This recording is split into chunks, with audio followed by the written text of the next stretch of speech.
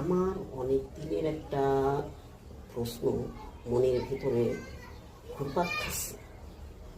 বাংলাদেশে এত ফল থাকতে মানে কাঁঠালকে কেন জাতীয় ফল করি? তরমুজ, আম, এত সুস্বাদু ফল থাকার পরে এই কাঁঠালকে কেন যে আসলে জাতীয় ফল বাংলা মাথায় আসে না।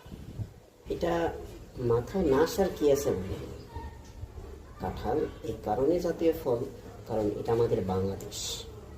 এখানে কোনো কাজ করাতে গেলে যেরকম তেলের প্রয়োজন হয়, আম, তরমুজ, অন্যান্য লিচু এগুলো খাইতে তেল লাগে না, কিন্তু কাঁঠাল ও কাটতে গেলেও তেল লাগে, ভাঙতে গেলেও তেল লাগে।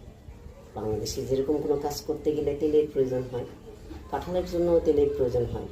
বাংলাদেশ বলেই কাঁঠাল জাতীয় ফল। বুঝতে পারছো?